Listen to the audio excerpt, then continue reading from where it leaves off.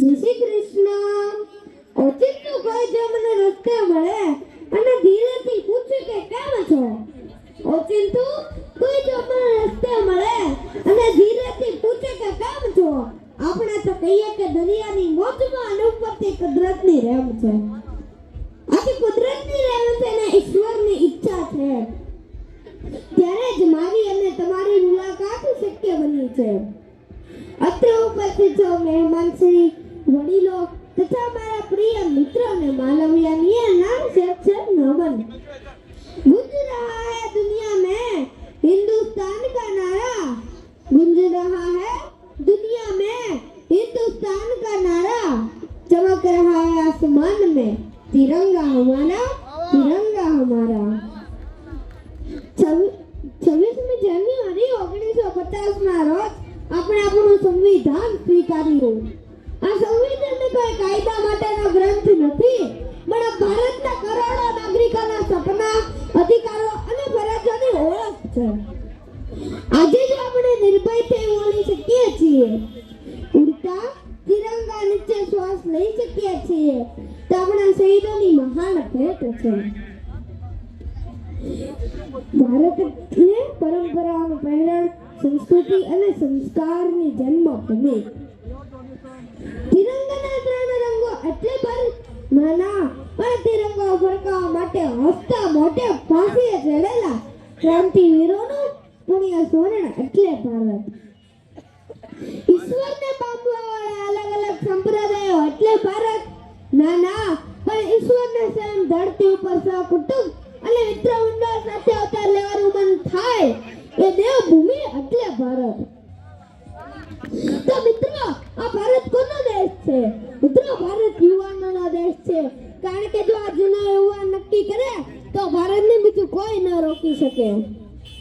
આજે મને તમને એક વાત કહી છે, પણ કેવી વાત છે? બંદૂકની લડતથી નહીં, પણ હિંમત અને સમજ જીતવાની છે. कुछ नशा तिरंगे की आन का है, कुछ नशा मातृभूमि की शान का है.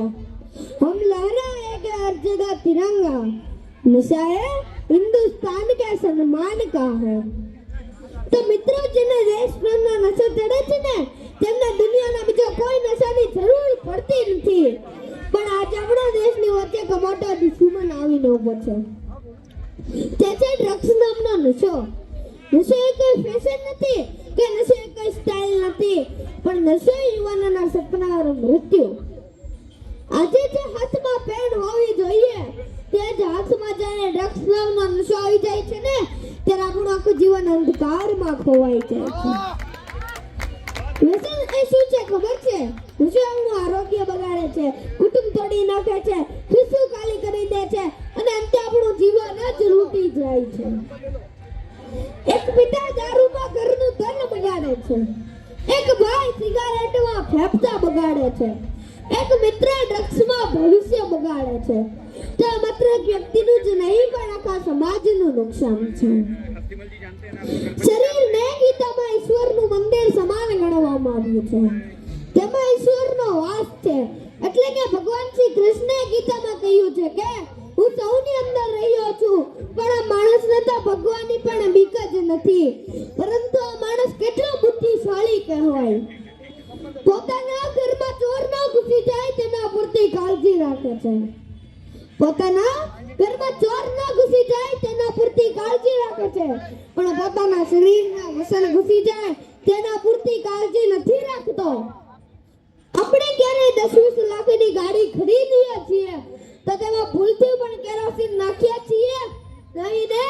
કારણ કે આપણને ખબર છે જો 10-20 લાખની ગાડીમાં ભૂલથી પણ કેરોસીન નાખીશું ને તો ગાડીનું એન્જિન ખરાબ થઈ જશે.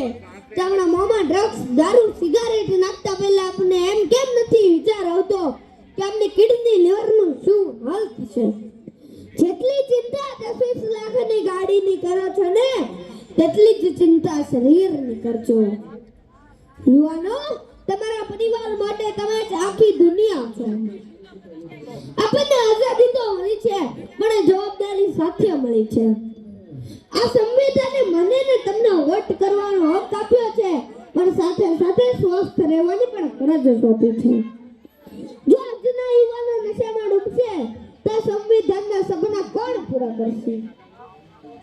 યુવાનો એટલે શું? યુવાન એટલે શક્તિ, વિચાર અને બદલાવ. પણ આજના યુવાનોને નબળો બનાવવામાં આવી રહ્યો છે. સાચો યુવાન એ નથી જેને શું કરે છે, પણ સાચો યુવાન એ જ છે જે નશાને પાડી શકે છે. ખોટી સંગત, નિષ્ફળતા અને એકલતાથી નશો ફેલાય છે, પણ નશા પછી સમસ્યાનો કોઈ ઉપાય જ નથી. નશો પહેલા સમસ્યાને સુડાવે છે, પછી તેમને ખાઈ જાય છે. જ્યારે જીવન ભરે લાગે ત્યારે નશા તરફ ના જાઓ, કારણ કે નશા પાસે જીવન જીવવાની કોઈ ચાવી જ નથી. એક માએ દરરોજ ભગવાન પાસે બેસીને પ્રાર્થના કરે છે કે આ ભગવાન મારો દીકરો મને પાછો આપી દે. એ દીકરો તો જીવે છે પણ નશા તેમણે માતા પાસે છીનવી લીધો છે.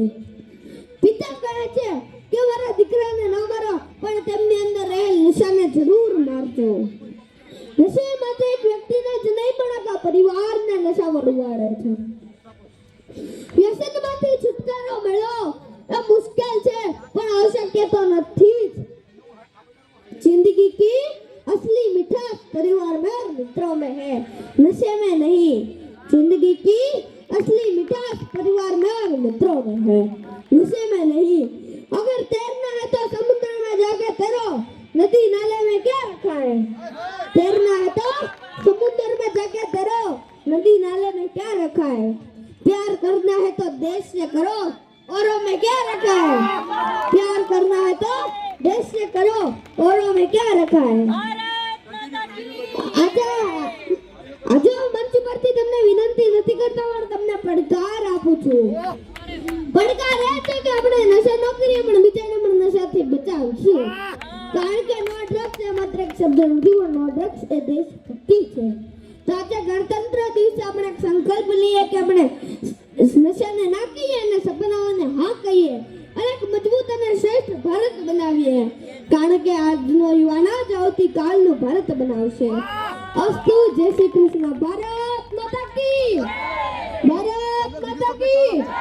વંદે વંદે.